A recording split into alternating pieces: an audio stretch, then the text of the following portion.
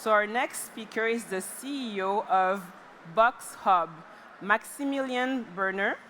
He will share his insight on how we can improve the sustainability of supply chains. Max's business is his third successful company. He's based out of Toronto, and what he has built is a marketplace to sell containers for alternative use cases. For example, when you're saying houses made out of containers, or different, very innovative buildings as well. So a lot of them buy from him. Welcome, Max.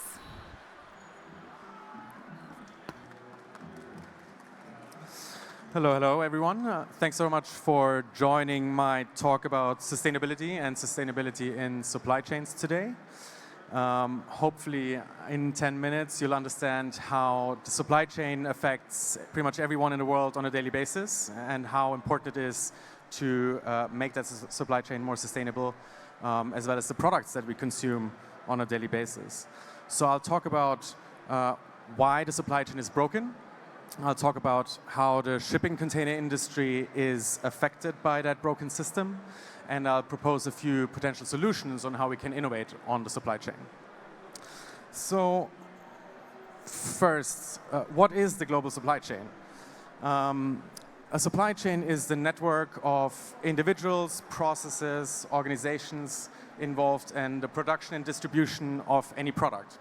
So if you buy a product at Walmart in the United States, then the raw materials for that product might have been come from Africa. They might have been shipped to China. In China, they're assembled to a product. The product is put into a shipping container, shipped to the United States, and from there to Walmart where you buy it. So pretty much every product and every process and step in that system is part of the supply chain. So why are supply chains broken? The main issue is that most supply chains completely rely on manual systems. All US manufacturers pretty much use spreadsheets to manage their processes and their systems. And so that means there's a lot of waste, production waste, economic waste, as well as CO2 emissions that are unnecessary.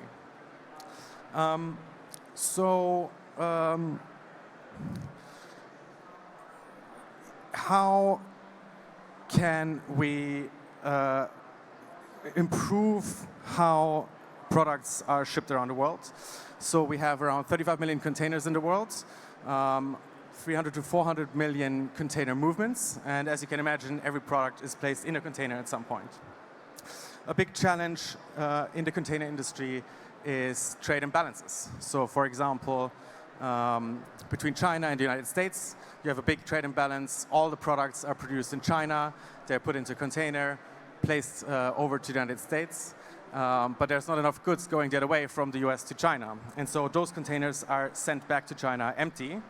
As an example, 80% of the containers that were exported from the port of Los Angeles in September actually were exported empty.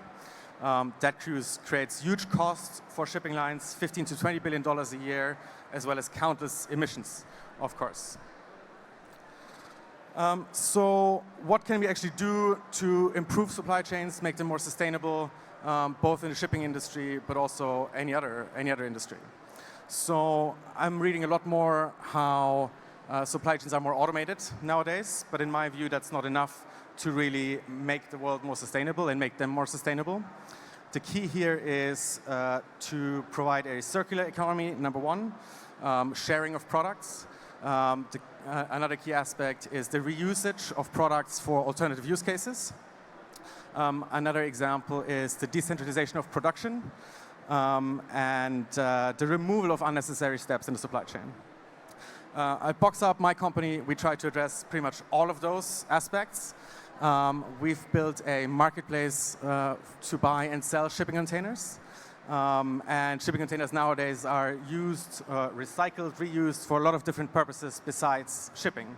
That could be storage space, that could be housing, could be vertical farms. We can see local hospitals out of containers nowadays. And if you were at Stacked Market last night, you can see that they were also used for retail space as well. Historically, a container would be in the shipping world for 10 to 12 years before it is sold. shipping lines would sell the containers to leasing companies, they would sell them to wholesalers, the wholesalers would sell them to local depots, and then at the local depot, you would buy that container to recycle it into, let's say, a home. We try to remove pretty much all of those unnecessary steps in the process. We buy all the containers directly from shipping lines and then sell them to the customers in the places where the shipping containers already are.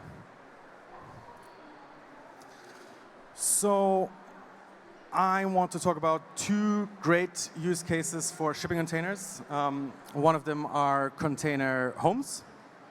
You might think that container homes industry is a small industry, but it's growing to $73 billion market by 2025. We have a huge housing crisis, especially in North America. Housing is unaffordable, very scarce, and so if you have the skills, you can actually build a shipping container home out of a shipping container yourself. But you can also buy one for as little as $13,000 nowadays from a specialist provider.